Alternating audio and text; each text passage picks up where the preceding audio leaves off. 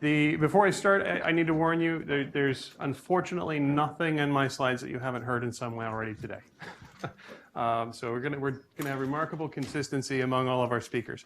But I'm hoping to give you a little bit of just my perspective on some of the things. So just real quick, who I am. Bill Bruce, Executive Director at ACOM. You just got the introduction. I won't belabor that, though I would like everybody to sort of appreciate that I have Grumpy Cat in my office on my staff. And if you want to know what Bernober is, you'll have to talk to me later. So why me, kind of in addition to what you just heard? Well, I love technology. It's something that I've done my whole life. My dad actually worked at Atari when I was a kid. He was one of the electronics engineers that helped make the Pong machine something that you could fit instead of the bar console that some people actually might remember playing into a take-home console. So you can say in a way that tech and fun stuff like that is in my blood. I started doing programming in 4th grade. Started with a program called Logo Graphics and BASIC, primarily on early Apple and Commodore and other fun platforms of the day. Over time, I added to that with a wonderful alphabet soup of other tech stuff. I actually wanted to be an architect. I was convinced I was not going to work with anything to do with technology, but you can't get away with it. I could not get away from it. I have spent the last 17 years or so running technology in associations. And now that I'm an executive director, I'm actually doing more concurrent technology projects than I have in any of those 17 years. So I am failing my technology recovery program quite terribly. So anyway, so I'm going to talk today about 3 things. 3 things that I hope, well, you are now aware of them because they've all been mentioned today in some respect. One of them I hope you're seriously considering, maybe dabbling with. One of them that I hope you're thinking and planning for. And one of them that I want you to be a little bit careful about. And they're different than what some of the other speakers have said. So starting off, I just want to make the point that the language experience is the new user experience. It's imperative that we all really understand that. Language is the first structured communication system we all learn as human beings, if you're gifted with the ability to speech. So it's only natural that we should seek to interact with technology using language of some form. In our popular fiction, every fun computer, every fun robot, all of the things that help us and some of the things that kill us, do so by being able to understand what we say to them, either in voice or in text. Who here does not have a digital assistant of some form? Any old Nokia smartphones or flip phones in the room? Come on, there's always one codger. All right. Everybody has access to some form of a digital assistant. All of the major technology players out there are making a serious play in finding a way for you to have a conversation with their technology. Each of these has different ways that we as organizations can begin to leverage some of those tools and have access to them. We don't get the full thing that Apple gets or that Google has or Amazon in terms of what they use internally, but we could begin to put our intellectual property on their platforms. And we could begin to see what they can do by extending the experience, that language experience, that we can offer to our own constituents, our members. Where things get a little bit more interesting, a little bit more relevant, is in the social and collaborative media space. This is where everything is now. Everybody knows this. I'm not going to read off too many stats. Facebook Messenger-based chatbots. Yes, I'm going to talk about bots. I'm sorry. There's over 100,000 of them right now. They support all kinds of calls to action, treat experiences. the ability to get people somebody in front of a product. Twitter, direct message based. People still using Twitter? Other than the president? There's a few of you out there. Okay. Maybe he shouldn't. So in Twitter and direct message based bots, you have the ability to do rules based engagements, which is something a little bit tricky to understand how that works, but it's really quite successful at finding ways to put somebody that has had some sort of an interaction in front of your product. And a good way to test this is to reference a brand name in a tweet with the @sign. Reference their account and see what you're going to get.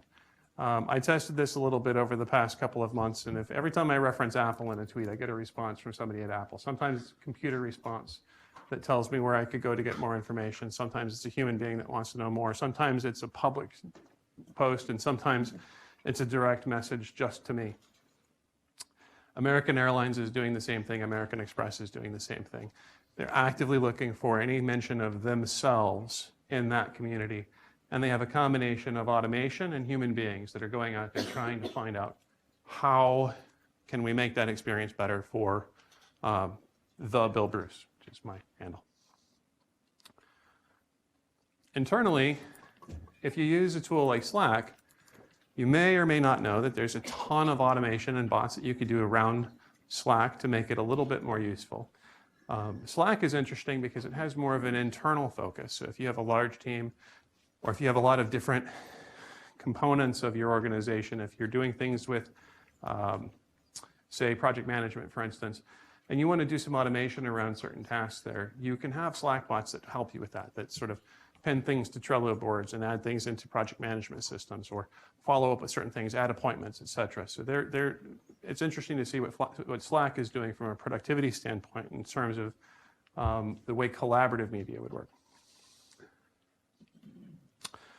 So looking around at some data, of those companies surveyed earlier this year that said that they had some plans to do something with a chatbot, actually 18% of them said not only do we have plans, we already have chatbots that have been released.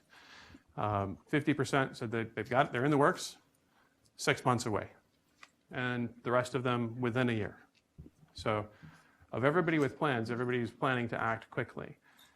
So going back and thinking about that 100,000 on Facebook, if that 100,000 on Facebook represents 20%, then we're got a lot more coming.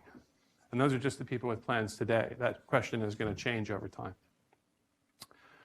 Who here is doing anything with chatbots, direct message to, or social engagement with members through social media? Is anybody doing this in the room?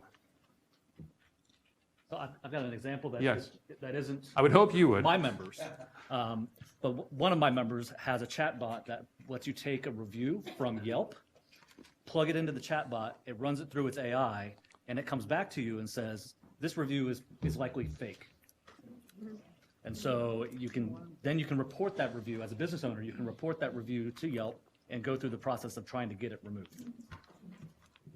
That's excellent. So of those people, that 100% that plan to do things, here's how they intend to break it down.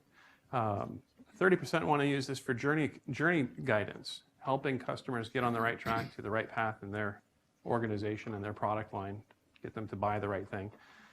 Direct sales and marketing is 35%.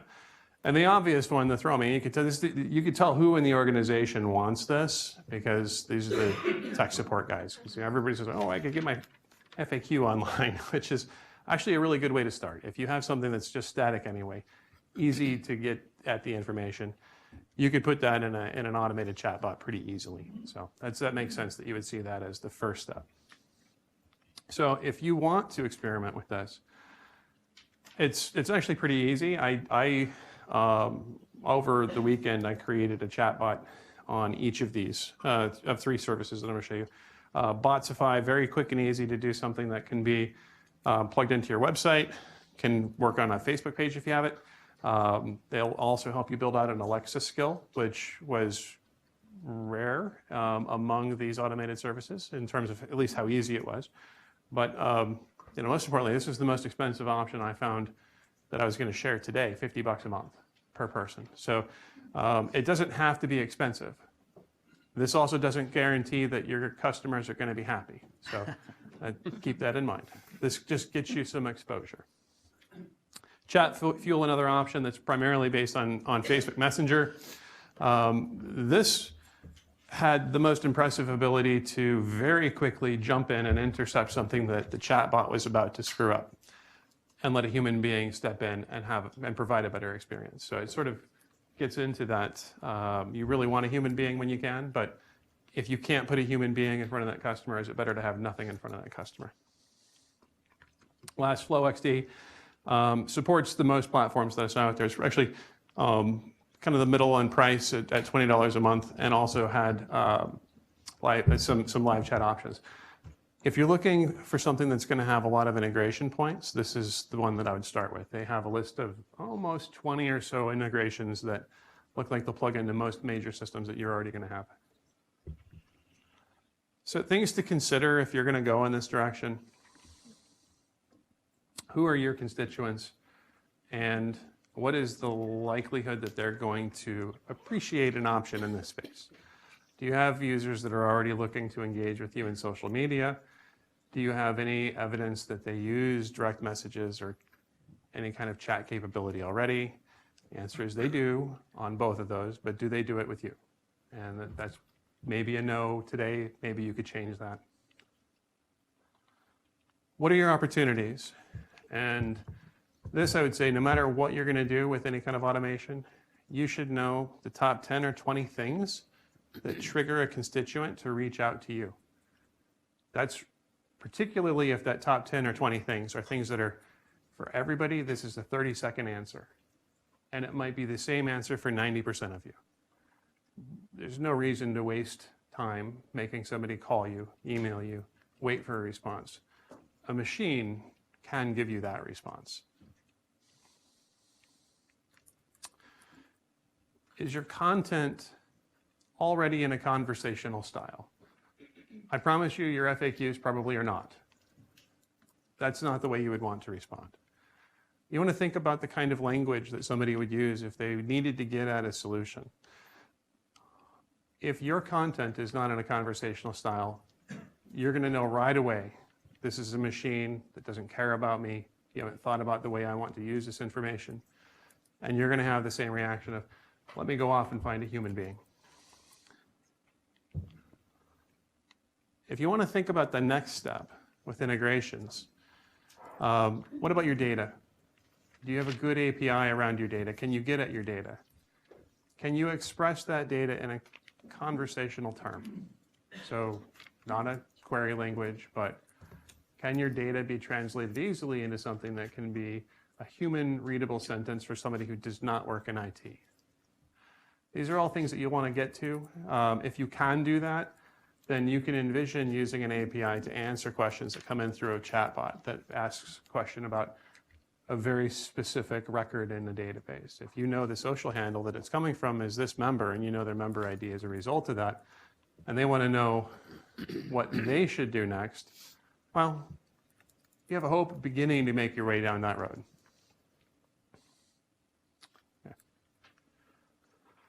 Okay, artificial intelligence and machine learning.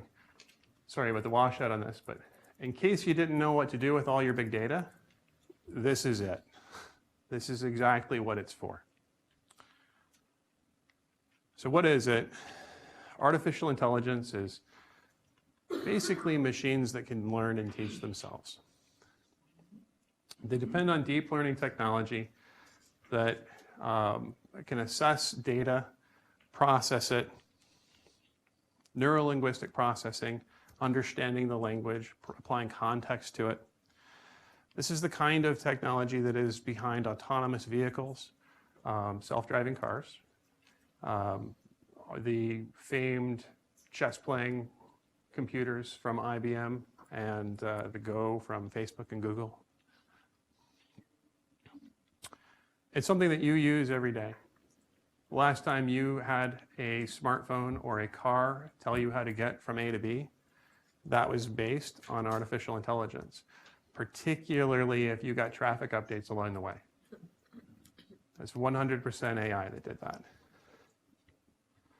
Machine learning is a subset of AI that really looks at deep data analysis, pattern finding. Think about things like credit fraud protection. A certain pattern happens for a user that is atypical. You flag it, suddenly you can't charge the thing, you can't buy that cappuccino in London because you've never been to London. Sucks that you're actually in London and want to buy a cappuccino right now. But that's how that works. You can do efficiency modeling. Again, thinking about things that can be easily expressed in patterns with data proximity to other data points. You can imagine how different diverse big data scenarios can point to different factors coming closer together. They may be triggers, there may not be triggers. So getting to that glut, this is, I guess, depending on what side of this you're on, good news or bad news. The good news is that most of you are probably not going to be replaced by a machine. Your kids, depending on what they do, probably are safe too. Your grandkids need to worry. A couple of years ago, some researchers put together their best guess of when they think computers are going to be smart enough to basically do everything that we do today. And the outlying year, the median there is 124.7 years, I believe, is where that actually lands. But well short of that, if you're a retail salesperson, I'd worry a little bit if you just started that career. That's probably not going to be around forever. It's an easy one to get rid of. So who's doing work in AI and ML? We've already heard about Watson today. They do a ton of work in healthcare. There's some really interesting studies out there that'll tell you why this is good and why this is bad, and how supervised versus unsupervised AI training is important to kind of understand and know. Turns out that a lot of the physicians that were feeding data into the Watson AI engine early on were kind of randomly guessing and randomly assigning stuff. And then later, when Watson started making bad diagnoses, they said, whoa, whoa, whoa, hold on. We didn't know that was real. You really wanted us to be thoughtful on that. And so IBM actually had to pull back a whole section of their AI through Watson and strip it down to just oncology. Now oncology seems to be working well, and they're seeing some really good results there. And was mentioned, legal would be coming in the next couple of years. You'll see a commercially viable AI that can provide legal advice. Netflix. I think Netflix actually does a pretty good job of guessing what I might like to see based on what I've already done. That's entirely AI driven. Google does everything through AI, pretty much. It's why you don't get spam in your Gmail account. It's why they could tell you how long it's going to take to get from A to B. They are probably out there in front of everybody on this, including Amazon. Amazon uses AI for purchase predictions. Now, okay, I'm going to take a step back. How many people in the room are not involved in information technology in your jobs? Like directly responsible. I know everybody sort of touches it, but you just don't do anything. Okay. One thing that I will tell you, and I'm going to vent for a moment here, I'm going to go off script. In 17 years, the last thing that the guys who do use technology want to hear you say is, can it be like company? Amazon is what that is right now. And when I hear that, I think, okay, one, if you go look at Amazon's website, it looks terrible because you have stuff everywhere. And I don't know why you'd want your website to look like Amazon. And it's like, no, I want my website to work like Amazon, which means it knows what to show me next. But I've yet to have Amazon ever actually know that I just bought the thing it's advertising to me. So I think their AI is kind of lousy if you think about it. So just pro tip, don't reference Amazon with your IT folks. That might be sore for them. So thinking about AI and big data, it's really important to think about what are your data sources. And I'm going to try to quickly bring this a little closer to you guys. Everybody has all of these members, all of these different components of their organization. You have the social media that your members do. You have what you know about them in terms of their special interests. You might not have thought about looking into how you collect content for your events and conferences, but you have members that are giving you what they think is their best idea every single year. And it tells you a lot about what they know, what they're an expert in, what they're not an expert in sometimes, what they really want to do. If you're doing it right, somewhere you'll know what they looked at on the website. You definitely should know what their volunteer history is, their event participation levels, their subscriptions. All of these things are all things that should begin to fall into place from an organizational model of your data and the way you see things. And if you start to think about this, even a small organization like mine with 4,000 members, I can easily envision 20 million rows of this data going back only 5 years. It's pretty easy to get to big data fast if you think about these this way. So what can you do with that kind of thing? Well, imagine if you're looking at events, for instance. Look at the session attendance that your members actually do in an event. How does that compare to the tracks you've thoughtfully laid out? Everybody's been in an event planning committee meeting where you say, oh, we need track A, track B, track C. These things can't interrupt. People are going to want to be in this room, and then this room, and then this room, and then this room. And then you go to the event and you watch them walking all over your plan, literally walking from one room to the other because their interests were different than what you guessed they were. And the problem is that while your guess may have been good, it was a guess and it wasn't complete and it didn't capture all of those cases. What if you could suggest courses or sessions based purely on the behavior you observe them undertaking at the event? I see that you're in this session. I see that you're in that session. Well, tomorrow I've got this other session that is kind of in line with this same thinking, the same topic, the same importance, touches the same law, has the same faculty, whatever it is. What about leadership recruitment? You're trying to find good leaders for your organization. Sometimes they need to have certain expertise, and you need to develop new leaders. Well, theoretically, you could build an AI model that's going to tell you who's going to fall into certain stereotypes, certain leadership stereotypes based on abstract submission, past volunteer experience, their willingness to pay on time. And journey mapping. Everybody's talked about journey mapping now for, I think, 5 or 6 years in the association world. And we come up with these different paths that our members take coming through our organizations. And every time I've been in one of these conversations, both, I think we started talking about this when I was still at psychiatry. I know Maureen, I see her in the office, we've talked about this a lot at the academy. Other organizations, we see this. What if you could develop a journey based on what you see people doing instead of what you think they should do? If you're observing all of these data points, then you could begin to do this. So, what does it mean? You do have to collect all the data. AI and ML require a lot of data. Like I said, you can generate a lot of data, but it needs to be something that you have access to. Talk to your vendors and partners.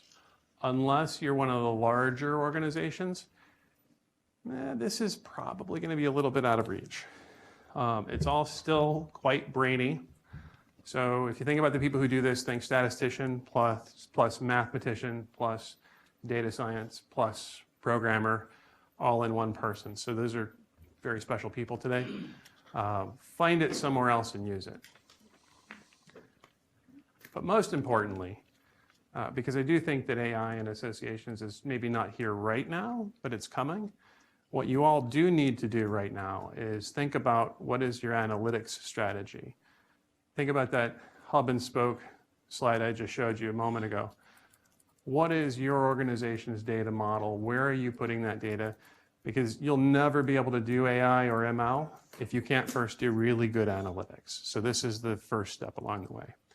If you're working with a BI vendor, artificial intelligence and machine learning should absolutely be on their roadmap for what they hope to bring to you at some point.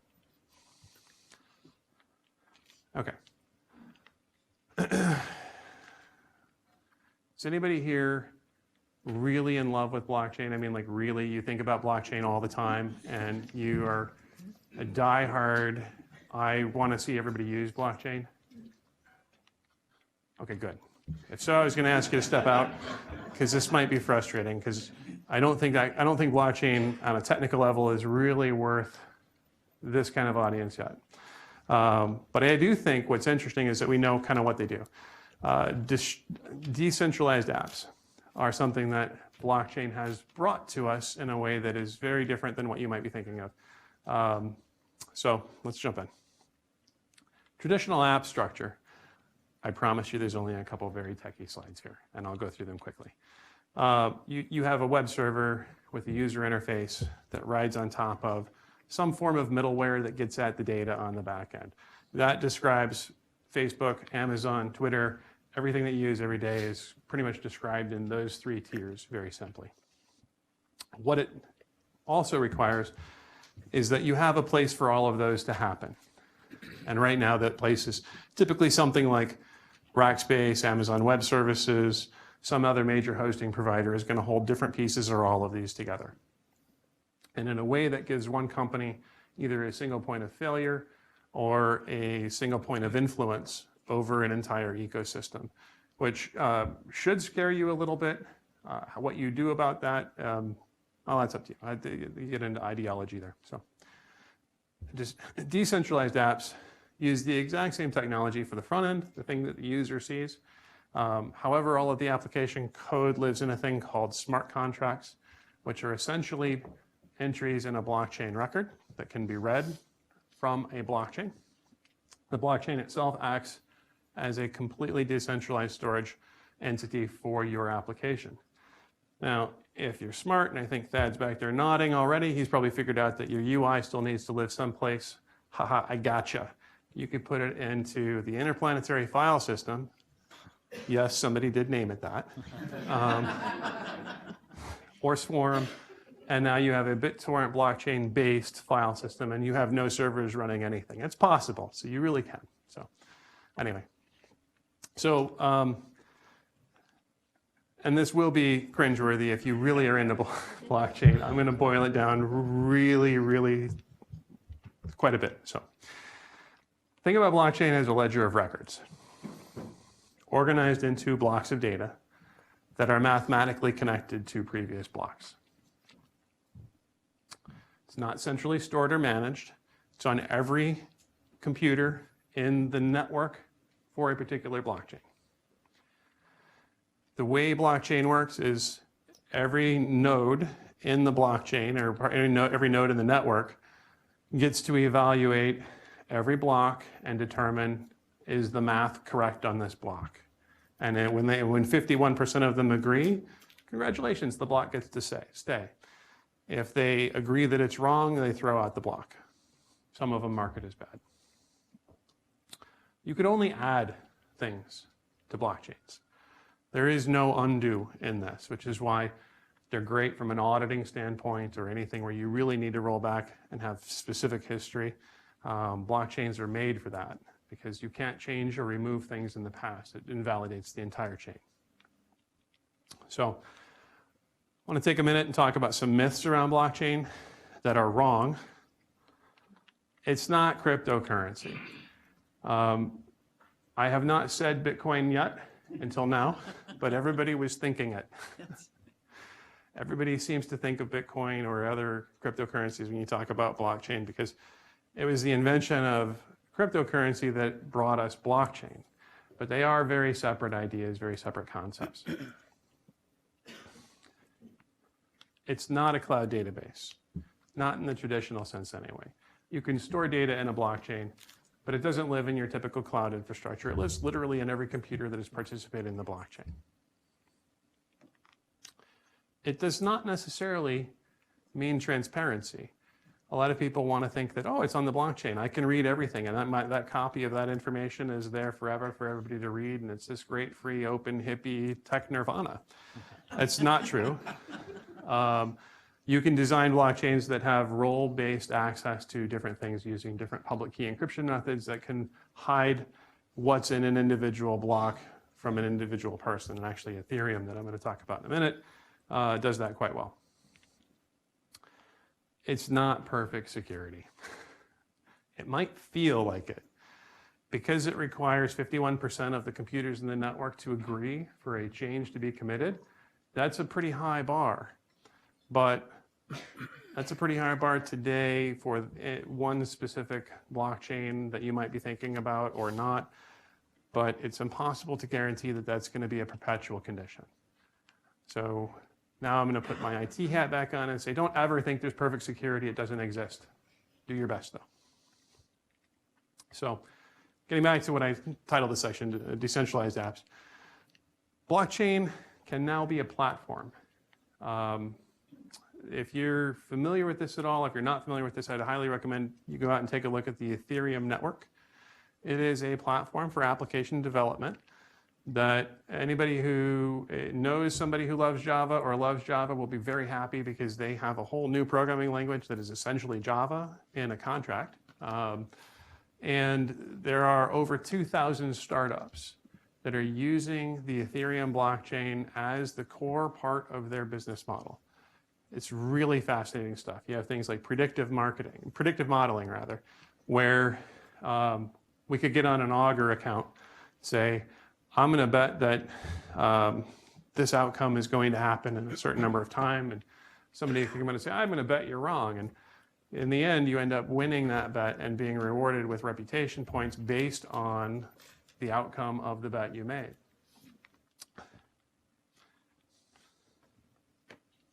For associations, anything where you have an activity ledger, something that does have that need for a clear audit trail for a proof of truth, is something that you might want to think about putting into a blockchain type application. If you're doing anything with Experience API or 10can and have connected this, a learning record store is essentially a blockchain application. It could easily be translated from one to the other. Voting, because come on, really? Anybody think we can't do a better job of this right now? Okay. So overall, though, be cautious. It's an exciting technology. Lots of people love it, but it has some challenges. Scalability is the first one that comes to mind. Great, it's not my computer, but it's on a bunch of computers. And every time you add data to a blockchain, every computer in that network needs to have a copy of that data, which means that data has to get from your computer or wherever that was created to every other computer. So you have a connectivity issue, bandwidth issue. They then have to do math on what you've given them to make sure that it's correct and all of the algorithms work out. So there's compute power that's related to that.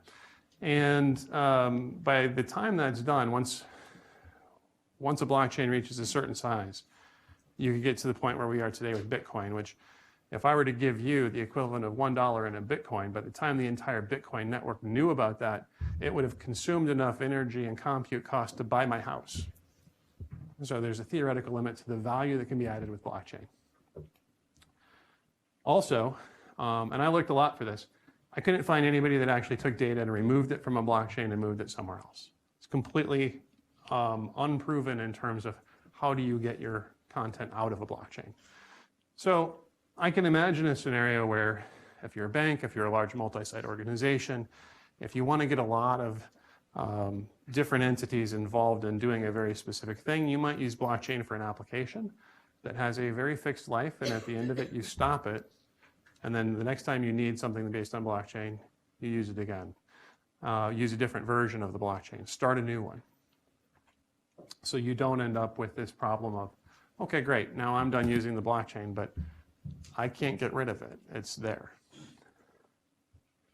Oh, sorry. So things to consider. There's a ton of hype around blockchain. Everybody loves talking about it. Everybody thinks it's the thing that's going to change the world, and it probably will in some way. But if you really read into these, a lot of people are trying to force it. And A lot of people really don't want to hear that they're trying to force it. Be very careful. It's as much a movement as a new technology. And there are a lot of zealots in this. So if you're looking at blockchain, look out for these things. Look out for false dichotomy. Look out for false equivalency. And look out for confirmation bias. People who love blockchain love to tell you why it's the best thing ever. So keep an eye on it. Keep an open mind. Talk to people. Watch it. I think this will change the world in some way. It will touch associations in some way. Not today, but eventually.